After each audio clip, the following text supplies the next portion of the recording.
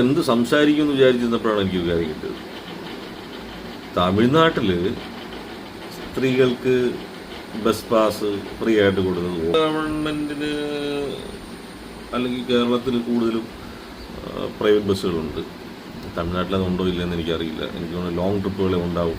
നിങ്ങളെയൊക്കെ മൂഞ്ചിക്കാൻ വേണ്ടിയിട്ട് നോക്കും. ഒരു സേവനം നമ്മൾ കൊടുത്തു കഴിഞ്ഞാൽ അതിനെ മാക്സിമം യൂട്ടിലൈസ് ചെയ്ത് അതിനെ ഇല്ലാണ്ടാക്കുക എന്നുള്ള ഫോമാണ്. BPL അവസ്ഥ കിട്ടേണ്ടവന് APL കാരണം BPL ഒക്കെയാണ് കൊടുത്തേക്കണം. സിസ്റ്റം മൊത്തം തെറ്റാണ് എൻ്റെ അഭിപ്രായം. എനിക്കറിയില്ല, ഞാൻ കഴിഞ്ഞ സിറ്റിയിലൊക്കെ പോയപ്പോൾ നല്ല തിരക്കുണ്ട്. പക്ഷേ ഇത് ഫ്രീ ആയിട്ട് കൊടുത്ത് എത്ര കാലം കൊണ്ടുപോകുമെന്ന് എനിക്കറിയാൻ പാടില്ല. ഇതൊക്കെ തന്നെയല്ലേ ഈക്വലിസം വേണം, ആണും പെണ്ണും ഒരുപോലെയാണ്, എല്ലാ സ്വാതന്ത്ര്യം വേണമെന്നൊക്കെ പറഞ്ഞ് നമ്മൾ അതിനെല്ലാത്തിനും ബില്ലിങ് ആണല്ലോ. നമ്മുടെ ഗവൺമെൻറ്റും ബില്ലിങ്ങാണ്, സമൂഹവും ബില്ലിങ്ങാണ്. എന്തിനാണ് പിന്നെ റിസർവേഷൻ? നിങ്ങൾക്ക് തന്നെ നാണെന്ന് തോന്നുന്നില്ല പെണ്ണുങ്ങളെ.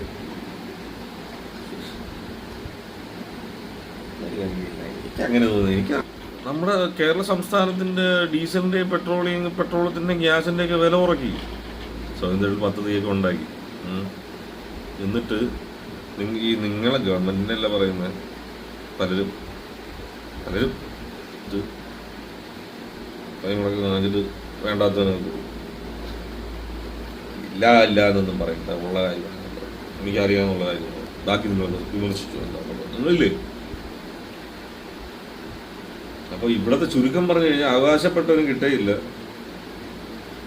മനുഷ്യർ ഒരുപാടാണെന്നാണല്ലോ എല്ലാവരും വാദിച്ചുകൊണ്ടിരിക്കണം. ആണ്, അത് തന്നെയാണ് എൻ്റെ അഭിപ്രായം. എന്തിനാണ് റിസർവേഷൻ? അതായത് ഉണ്ടാക്കി വെക്കുമ്പോൾ ഉണ്ടല്ലോ, കഴിവുള്ളവൻ ചിലപ്പോൾ താഴെ പോകും, ചിലപ്പോഴെന്നല്ല താഴെ പോകും. അത് ചിലപ്പോൾ കഴിവില്ലാത്തവർ നമ്മൾ വളർന്നവരെയാണ്. അത് നമ്മുടെ കുട്ടികളായ സ്കൂളിൽ വെച്ച് പഠിപ്പിച്ചെടുക്കണം. നമ്മുടെ പാഠ്യ സമ്പ്രദായം അതുപോലെ ആവും. മനുഷ്യരെല്ലാം ഒന്നാണ് തീരുമാനിക്കുന്നത് കേട്ടോ. പ്രതികരിക്കണം. കാലം മാറേണ്ട സമയമായി, നിയമവ്യവസ്ഥകൾ മാറേണ്ട സമയമായി.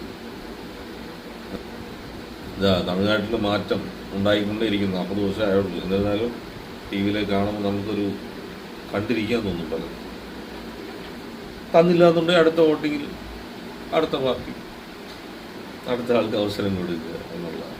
പിന്നെ ചുരുക്കം പറഞ്ഞൊരു കാര്യമുണ്ട്, ആരൊക്കെ വന്നാലും അതിൽ ഒരു രാജ്യത്ത് അധ്വാനിക്കുന്നവന് ജീവിക്കാം, മടി പിടിച്ചിരിക്കുന്നവന് ഇരിക്കാം. Okay, by.